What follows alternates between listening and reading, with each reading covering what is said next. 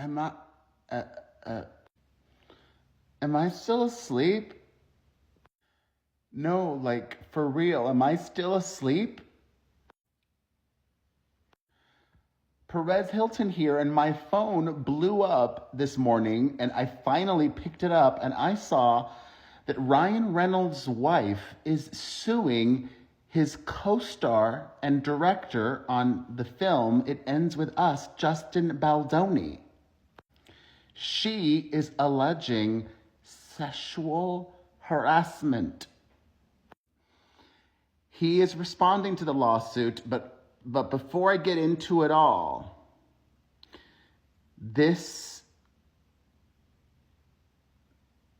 wow. Like, literally, my brain is racing with so many simultaneous thoughts. My first thought is, I'm familiar with the legal system in the United States intimately, unfortunately. Usually, the person who has more money has a huge advantage. That's her. That's her and Ryan Reynolds. Oftentimes, the person with more money can force the other person, even if they're right, into submission because they could financially ruin the person that they're suing, even if that person is right. Also, oftentimes, the person who sues first has a leg up. So already we're going into this with Blake Lively having a lot of legal advantage. Okay, so what's especially wild about this is that it's stemming from all the drama that I covered on the set of It Ends With Us. On a film set with a large cast and crew. This lawsuit now has the potential to drag co-stars and production folks into the lawsuit, and they could be forced to testify. What happened on the film set was witnessed by people. I guess a lot of what will be litigated is the definition of sexual harassment. What is that? What happened? Does that meet the threshold of sexual harassment legally? As many of you know, the film It Ends With Us talks about DV.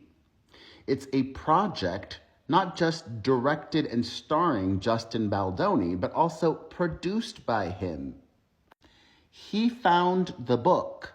His production company got the rights to the novel to turn it into a film. Then the studio is the one who attached Blake Lively to the project and made her a co-producer. And they did not have a positive experience working together. In fact, Blake Lively now alleges sexual harassment and claims that Justin Baldoni set out on an effort to destroy her reputation. Really? I remember it was the other way around. From somebody who was covering this all. It seemed like Team Blake Lively was hell-bent on destroying his reputation. Right?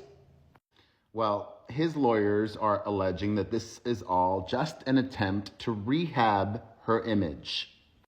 The lawsuit claims that things were so bad during filming that there was an all-hands-on-deck meeting to address the claims of a hostile work environment.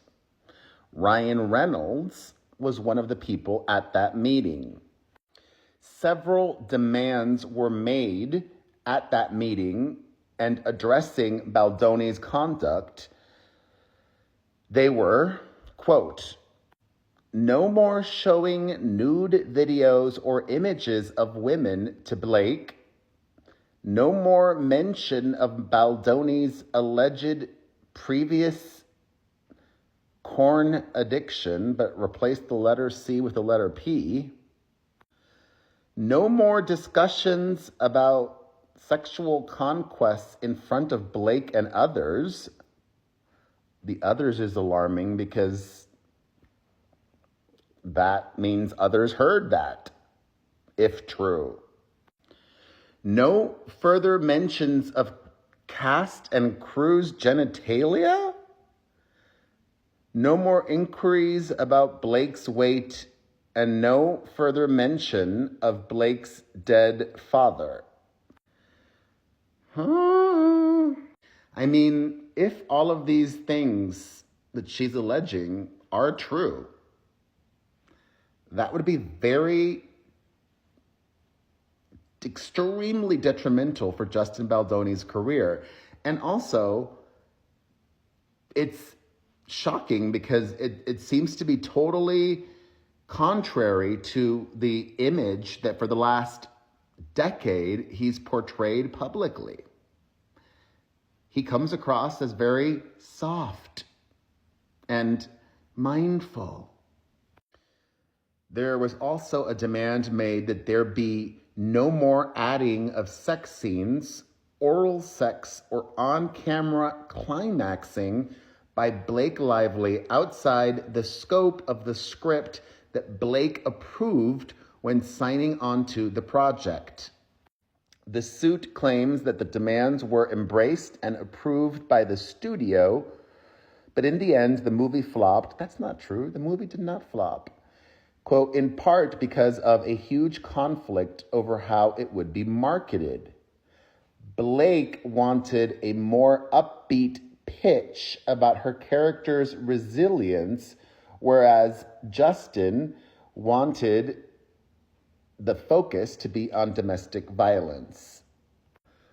Which, from what I've read and understand, that seems to be also what the fans of the book wanted. That was more true to the book.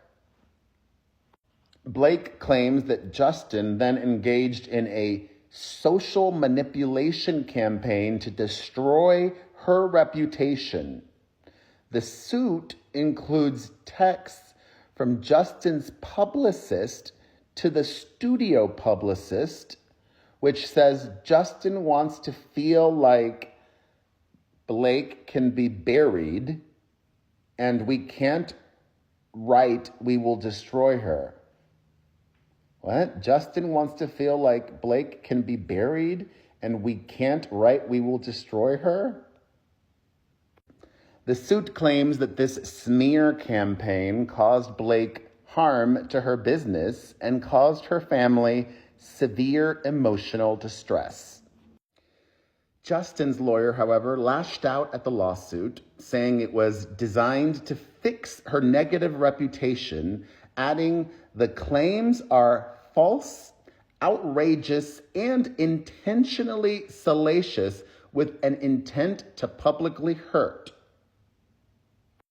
Justin's lawyer goes on to say that Blake was a nightmare on set, threatening to not show up to set, threatening to not promote the movie, ultimately leading to its demise during release. They're both claiming the film flopped, but it didn't. It was a moderately budget movie that made a lot of money. Am I wrong in that assessment? Oh boy, oh boy, oh boy, oh boy. I really think, sadly, this is going to be, it ends with him. This is going to be really bad for him and only helps her, I think. I could be wrong. What do you make of all of this? Let me know in the comments section.